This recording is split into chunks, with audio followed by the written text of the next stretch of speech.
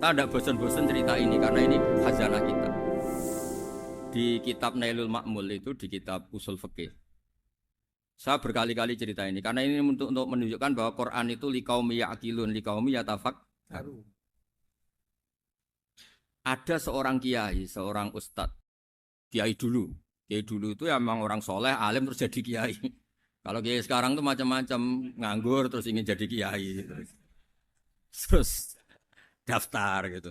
Ada lowongan di yayasan masuk ingin jadi ustadz karena dengar ada gajinya. Dulu tidak ada seperti itu udah. Makanya dulu itu kalau ustadz kiai pasti soleh karena dia alim terus ingin orang lain tuh mendapat ilmunya. Kalau sekarang nggak ada yayasan sehat, guru gajinya sekian. Yang nggak ingin jadi ustadz tuh daftar karena ada gaji. Apalagi ada kabar, ada gaji, ada mes, ada wah yang daftar banyak. Tapi mentalnya ada kiai sebetulnya. Ya kalau sampean tanya itu baik enggak Gus? Ya setengah baik. Ya maksudnya setengah baik ya ada baik ngajar itu kan baik. Tapi setengah saja karena motifnya itu nyari gaji bukan ingin mencerdaskan umatnya Rasulullah Shallallahu Alaihi Wasallam. Itu Imam Amudi itu guru matematika. Saya nggak bosan-bosan cerita ini. Guru matematika. Muridnya sampai takut ini masuk surga ndak. Kiai kok ndak ngajarin istighosa atau tahlil malah ngajarin apa? Matematika. Beliau meninggal terus muridnya tanya, "Ma fa'alallahu bik?" Kira-kira gitu. Apa yang dilakukan Allah? Allah nyambut Anda gimana? Terus kata Imam Amudi, bagus saya disuruh ngajar malaikat. Karena malaikat kan enggak pernah kayak anak bagi gini ngaji gini. Malaikat tuh enggak pernah ngaji, dia iman saja karena tahu surga, tahu neraka terus iman gitu aja. Jadi imannya malaikat tuh enggak keren kita. Imannya loh ya. Loh itu yang ngendikan Nabi loh, enggak saya. Nabi pernah tanya sama sahabat, iman yang paling keren siapa? Jawabannya sahabat malaikat.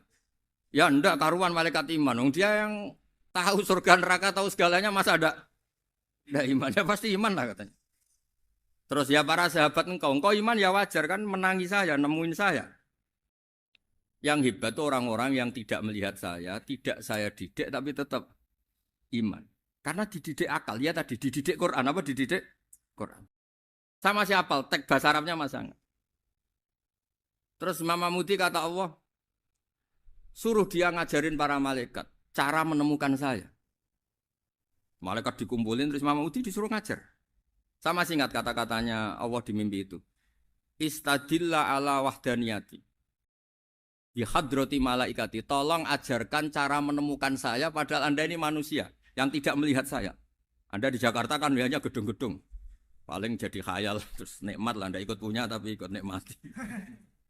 Orang desa-desa kalau ke Jakarta itu pokrol. Wah di Jakarta tuh gedungnya tinggi-tinggi, tidak kayak kampung sini. Lu udah ikut punya, ikut bangga. Di Jakarta orangnya cantik-cantik, tidak kayak orang sini. Padahal dia ya dapat orang cantik gitu. Jadi Allah tuh saking pinternya, miskin-miskin ya bisa berkhayal dan bahagia. Nah, itu alhamdulillah betul. Akhirnya itu apa ini anak-anak begini saya tak niati ngajar standar anak-anak akademik. Terus pertama yang diajarkan hanya bilang gini, sama siapa teknya? Ya malaikat wahi para malaikat. Terus beliau bilang, nisbatus naini wassalasah ila malanihayatalahu nisbatul far'i ilal asli. Angka itu jumlahnya berapapun, 2, 3 sampai triliunan. Semuanya itu nisbatul far'i ilal asli. Binisbat ilal wahid, nisbatul far'i ilal asli. Angka 2 ya cabangnya 1, 3 ya cabangnya 1, 1 triliun ya cabangnya 1. Tetap yang asal usul adalah angka 1. Itu nangis semua malaikat. Cara Jawa itu mandekman kue iman kaya imanku. Makanya imannya umat Rasulullah Shallallahu Alaihi Wasallam itu PD-nya yakinnya kayak imannya malaikat. Kalau Tuhan itu 1. Karena angka agak bisa dimulai kecuali dengan angka 1. Makanya nisbatus naini wassalasah ila ma nihayatalahu iku nisbatul far'i ilal asli. Semuanya itu nisbatnya cabang ke induk. Berarti semua alam raya ini tetap asal usulnya 1. Yaitu qul huwallahu ahad. Nah, itu namanya akal. Umatnya Rasulullah itu ditinggali mukjizat akal lewat panduan Quran sehingga meskipun kita tidak menangi Rasulullah, tidak menangi sahabat, kita tidak tahu malaikat Jibril, tapi cara iman kita ini tidak kalah keren. Yakin hakul yakin. Terus kedua, gambar. Kamu gambar rumah, gambar hewan, gambar apa saja. Mesti dimulai satu titik. Entah gambar kamu bagus, entah jelek, tetap dimulai satu titik. Nah, titik ini namanya nuktotul wujud. Semua alam raya dimulai dari satu titik, yaitu nuktotil wujud. Makanya Quran dimulai bismillah, dan bismillah itu dipilih sama Allah pakai pertama ba. Ba itu ada titik. Itu kata semua ulama. Itu titik itu singkatan dari bi kana makana wa bi yakunu mayakun. Karena saya semuanya ada. Bi itu karena saya. Jadi makanya santri-santri beki tidak usah bayangkan kamu jadi wali terus bisa terbang ke Mekah, tidak usah. Kalau terbang ke Mekah ya sudah umroh aja bayar. Kalau enggak ya maklaran KBH atau apa. Pokoknya cari gratis. Ya gratis kan, dapat orang 10 gratis satu. Terus orang enggak umroh-umroh dirayu-rayu supaya umroh. Repot. Itu pelanggaran fikih itu. Kalau orang punya utang itu wajibnya nyaur utang dulu gitu. Wah repot. Saya itu juga sering bingung di kampung-kampung. Gus sama umroh. Kenapa? Dapat gratisan. Minta uang saja buat nyaur utang. Enggak boleh. Wah, secara fikih yang wajib itu nyaur utang bukan umroh. Enggak boleh Gus diminta uang, enggak boleh, harus umroh. Udah gitu saya ini bingung Gus mau umroh. Enggak nikmati. Kenapa? Disuruh ngajar Gus. Repot semua kalau ibadah mergawe ya jadi bingung semua. Ya saya mohon anak-anak BK semuanya yang seneng Quran itu harus seneng sampai kayak saya sehingga tahu mencari Tuhan dengan cara tauhid yang berbasis akal. Itu sedzahir imannya malaikat. Jika di klasmen iman itu manusia ulul ilmi, kita-kita yang nekuni ilmu itu nomor 1 prakteknya. Karena nomor 1 itu Allah karuan kan, syahidah Allah kan enggak tertandingi, syahidah wa annahu la ilaha illallah. Terus wal malaikatu, malaikat kan karuan karena langsung menyaksikan surga. Dan ketiga apa? Wa ulul ilmi. Berarti prakteknya kan nomor 1. Kalau kompetitornya semuanya manusia, ulul ilmi nomor berapa? 1 kan? Nah nomor 3 kan dari Allah, malaikat, ulul ilm. Berarti kalau kompetisinya antar manusia nomor berapa? 1 kan? Nah kenapa ulul ilmi di nomor 3 kan tapi dari Allah, malaikat, ulul. Kerennya kayak apa? Karena cara iman ulul ilmi itu enggak ada ragunya sama sekali. Kamu ragu enggak kalau 2 itu cabang dari 1, asalnya 1? Enggak pernah ragu kan? Semua gambar seruat apapun dimulai dari 1 titik. Ragu enggak? Enggak kan? Nah, imannya umatnya Nabi karena dipandu oleh Quran itu seyakin itu, sehakul yakin itu. Nah, itu terus Jubair bin Mut'im jadi iman. Am khuliqu min ghairi syai'in am humul khaliq. Terus kata Allah lagi, kalau kamu tidak percaya saya yang bikin langit bumi ya gampang dong, kamu saja yang ngomong kalau kamu yang bikin. Paling orang sepakat kamu stres. Terus hanya ayat gitu, am khalaqus samawati wal ard. Kalau kamu tidak yakin Allah yang bikin, ya silakan Anda klaim saja kalau kamu yang bikin langit bumi. Bala yukinun. Kamu juga gak mau kan dibilang stres. Ya, ini ngaji ilmu dulu, nanti bagian terakhir ijazah. Bismillahirrahmanirrahim. Ini riwayatul Bukhari. Haddatsana Abdullah bin Yusuf, haddatsana Les, haddatsana Sa'id al-Maqburi an-Nabi Hurairah radhiyallahu anhu qala an-Nabi sallallahu alaihi wasallam. Ma minal anbiya'i nabiyyun illa qad u'tiya minal ayat ma mithluhu amana alaihi al-bashar. Wa inna ma kana alladhi utituhu wahyan awhahu wa ilayya fa arju an akuna aktsarahum tabi'an yaumal qiyamah. Dados kita tahu semua nabi itu punya mukjizat. Ya, semua nabi itu punya apa? Mukjizat. Mukjizat itu hal yang luar biasa yang memastikan manusia itu tidak bisa menyainginya atau menandinginya. Dan rata-rata mukjizat Nabi dulu itu fisik. Misalnya ontanya Nabi Soleh itu kan onta tapi keluar dari batu, itu kan aneh. Aneh sekali. Atau tongkat Nabi Musa bisa simsalabim mengeringkan laut apa? Merah. Semua Nabi itu punya mukjizat dan semuanya berbentuk fisik. Kecuali mukjizatul Rasulullah Shallallahu Alaihi Wasallam itu berupa Al-Quran. Al-Quran itu konsep ilmiah. Terus kata Rasulullah Shallallahu Alaihi Wasallam, tapi saya karena Quran itu justru berharap pengikutku besar dan sampai hari kiamat. Sekarang kita logika ya.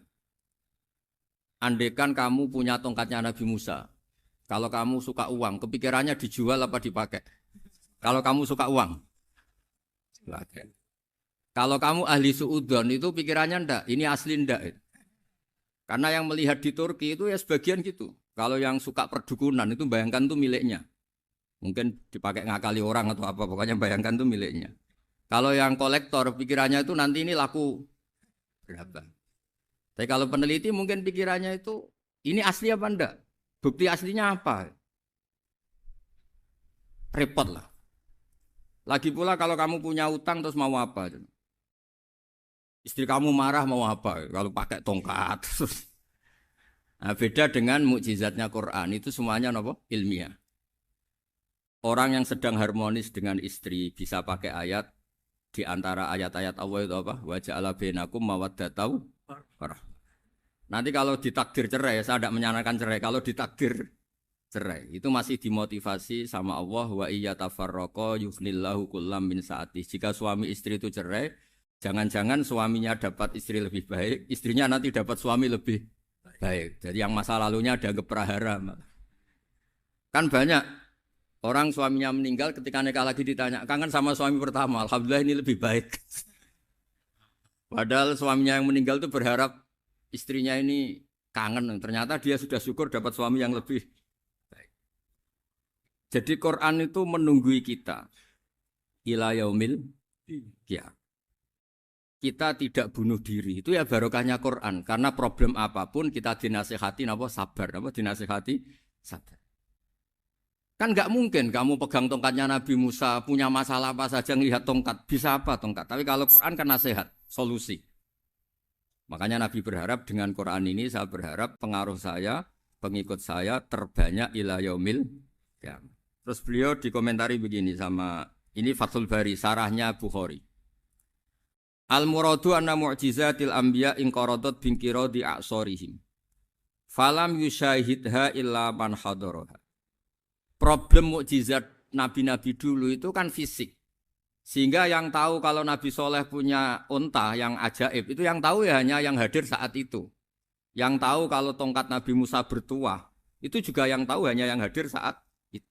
Selebihnya tahu tongkat ya di museum.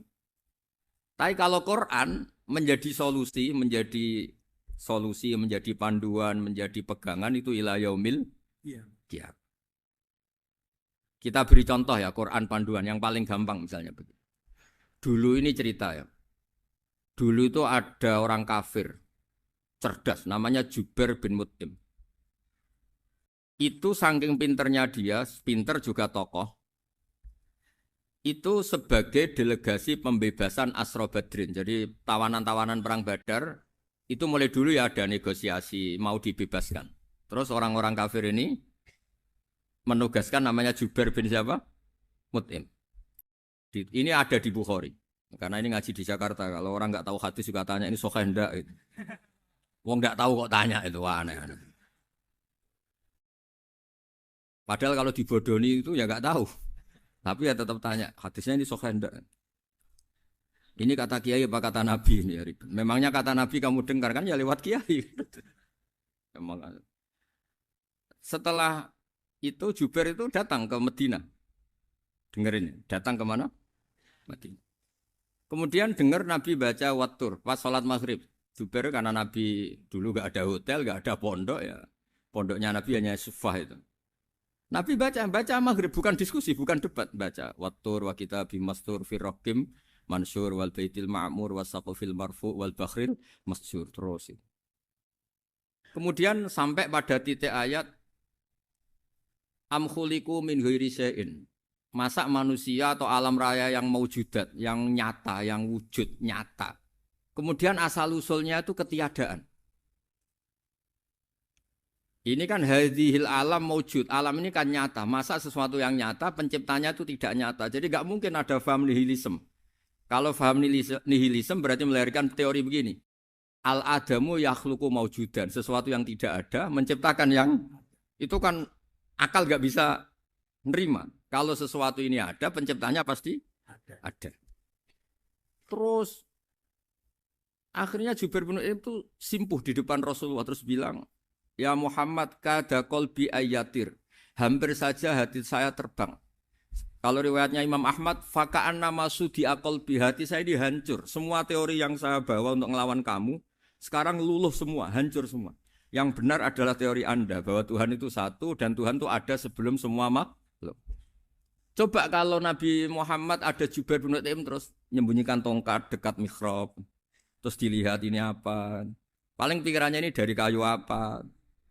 Terus yang bentuk tongkat itu tukang pemahatnya siapa? Kok kurang keren kalau di Blitur gimana ya? Kan malah panjang. Kira-kira kalau mukjizat itu dari tongkat itu malah panjang.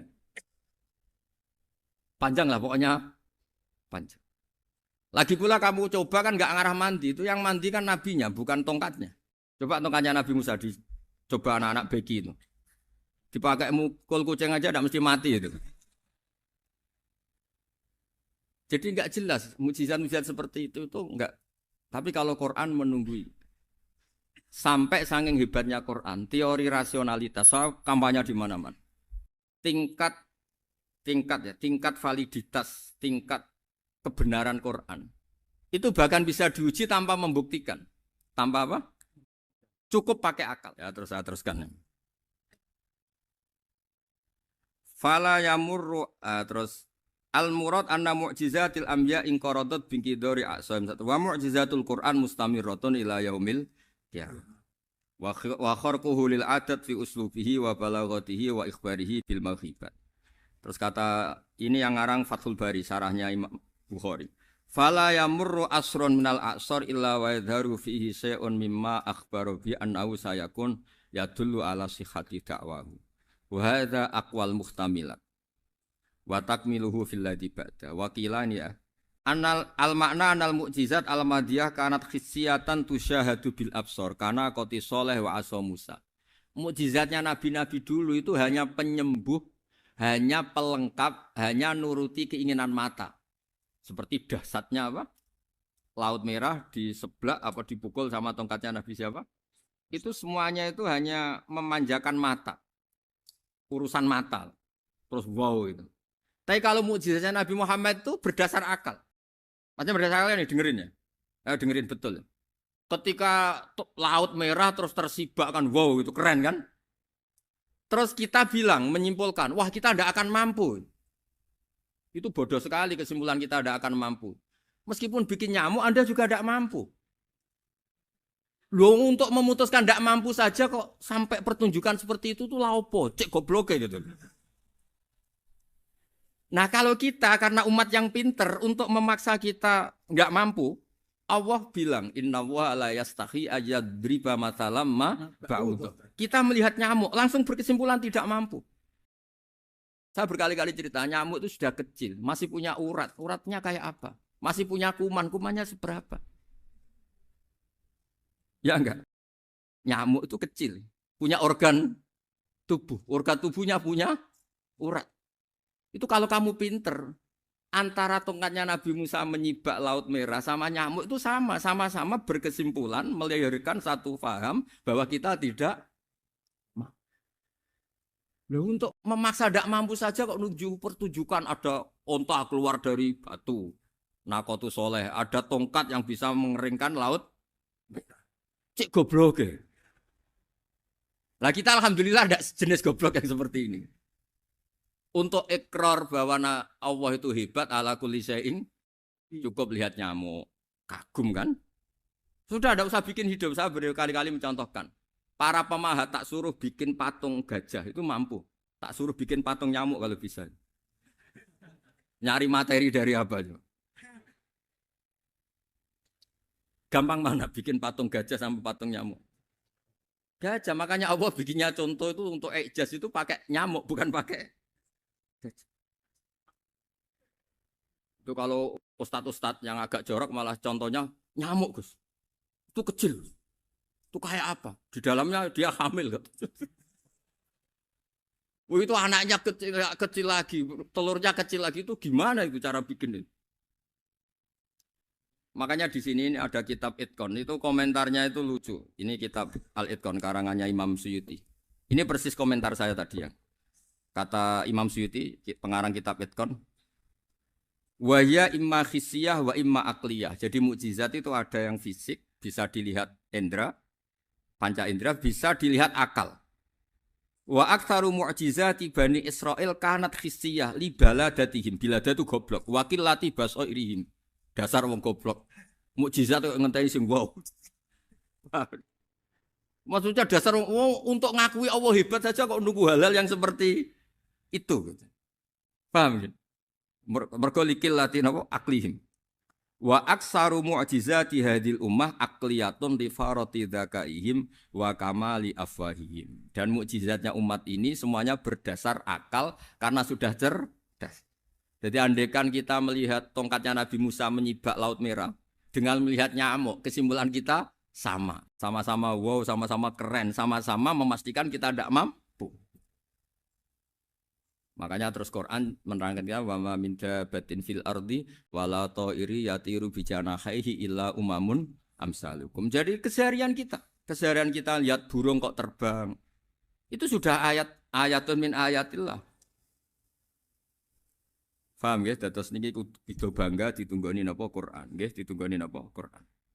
Wa mu'jizatul Quran tusyahadu bil basirah fayakunu mayatabi'u li ajlihi aksar.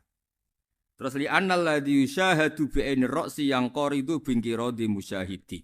Sesuatu yang tampilan dahsyatnya itu disaksikan mata, maka itu bisa habis. Era tongkat Nabi Musa seperti itu habis enggak? Bisa mengeringkan Laut Merah, habis kan? Tapi era mukjizatnya Quran ila yaumil qiyamah. Ya contoh sosial, saya kembali lagi ke sosial. Kamu punya teman awet atau punya istri awet, itu konsepnya ya wal kadhiminal ghaidh, agak gampang tersinggung. Coba kalau kamu setiap tersinggung putus, setiap tersinggung habis, kamu tidak punya teman, tidak punya istri. Sampai kita awet seperti ini, kalau kecewa ya wal kadhiminal ghaidh, ngempet. Termasuk saya ini, biasanya ngaji khusus terus baca gini ya kecewa. Tapi barokahnya diwarai Quran wal kadhiminal ghaidh, ngempet Gus, ngempet. Terus kecewa sama teman, kenapa tidak putus? Karena wal afina Aninna sudah kalau kecewa maafkan. Coba kalau kita kecewa presiden demo, kecewa menteri demo, kecewa orang tua minggat. Ya kalau dicari, kalau tidak kan malu. Saya itu punya teman tak tanya, kecewa Gus sama bapak itu. Kenapa tidak minggat? Malu. Kenapa malu? Takut gak dicari. Itu orang tuh paling malu itu kalau keluar dari rumah nggak di. Saya punya teman lagi, saya ini takut mati Gus. Kenapa? Takut istri saya tidak nangis Gus.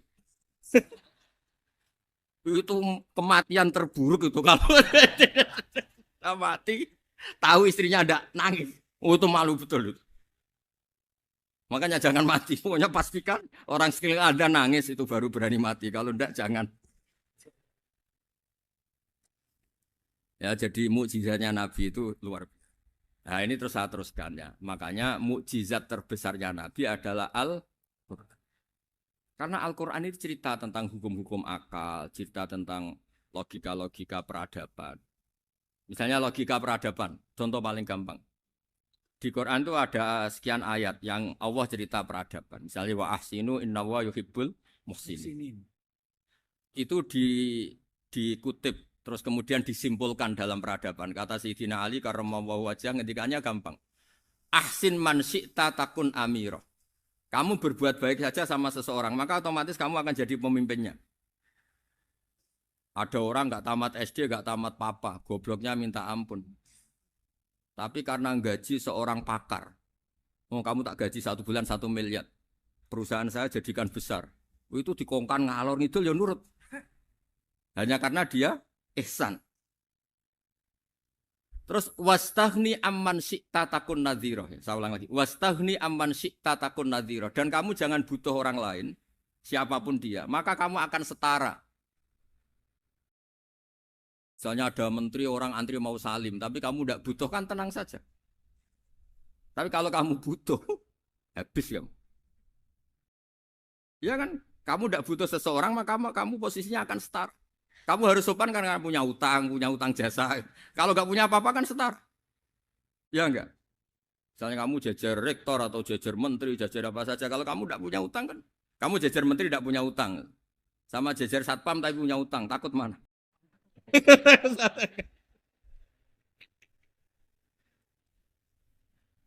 Kalau butuh itu mesti kalah kan? Ada pejabat misalnya nggak begitu cantik sama perempuan cantik yang kamu butuh ingin dicintai, takut mak. Padahal nggak jelas orang ini pangkatnya apa. Jadi dalam hukum sosial itu kata Sidin Ali, wastahni aman syi'ta takun nadhira. Kamu jangan butuh seseorang maka kamu akan setara. Terus yang terakhir, wahtas ilaman syi'ta takun asiro. Asiro pakai sin. Dan silahkan butuh seseorang maka kamu akan jadi budak dia. Ya coba misalnya Anda seorang profesor, seorang alim, seorang kiai top. Misalnya mencintai janda di ujung kampung sana, jalan kaki 2 kilo. Padahal itu gak tamat SD. Tapi gara-gara seneng, kacau kan. Logika kepangkatan hilang semua kan. Jadi itu hukum peradaban. Itu mewakili isi-isi sosial yang diterangkan Quran. Ya, jadi paketnya 3 tadi ya.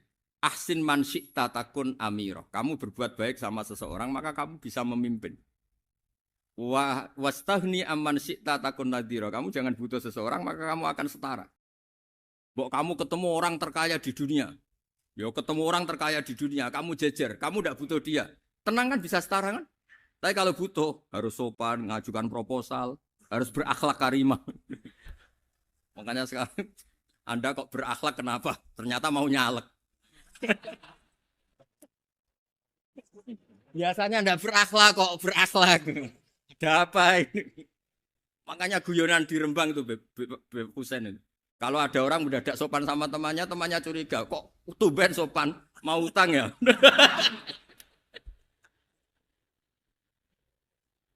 Zaman akhir itu kacau.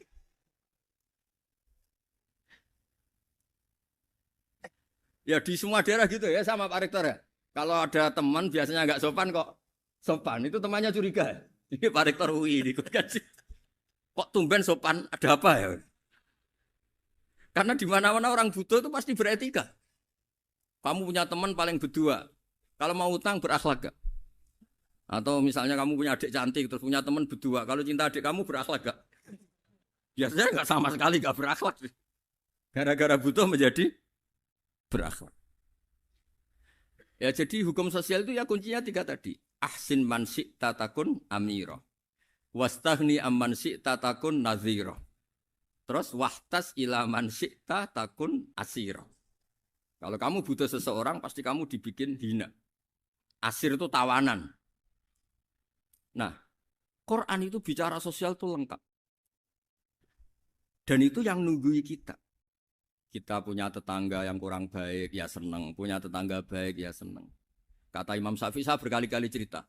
Kok seneng semua Imam Syafi'i? Ya bagus lah. Kalau yang seneng saya enak lah. Dijak jagongan, dijak ngopi enak. Yang enggak seneng saya, gak ngarah utang. Uang itu nak, kamu punya tetangga gak seneng kamu. Aman kan? Aman. Gak akan pinjem uang kan, pinjem mobil. Uang gak seneng kok.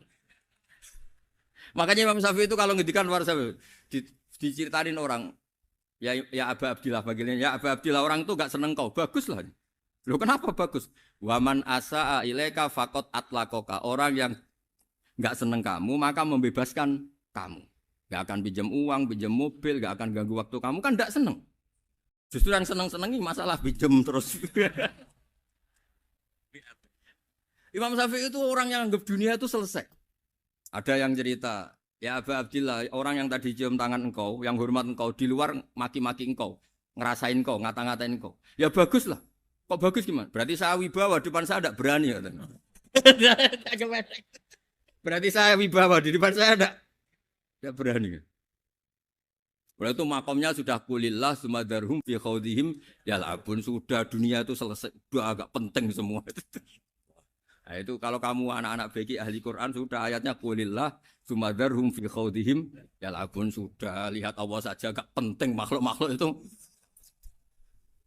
Dah makhluk semua agak penting, sepenting Allah.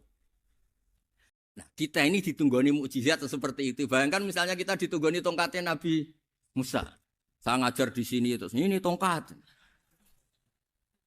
Terus nanti yang tanya, Gus itu kayu apa, Gus? Nanti yang kolektor tanya itu harganya berapa, Gus? Ruwet apa? Terus yang ahli suudon itu asli enggak, Gus? Wah. Yang ahli suudon kan mesti tanyanya gitu, itu asli enggak, Gus? Repot pokoknya. Tapi kalau Quran kan jelas. Kenapa?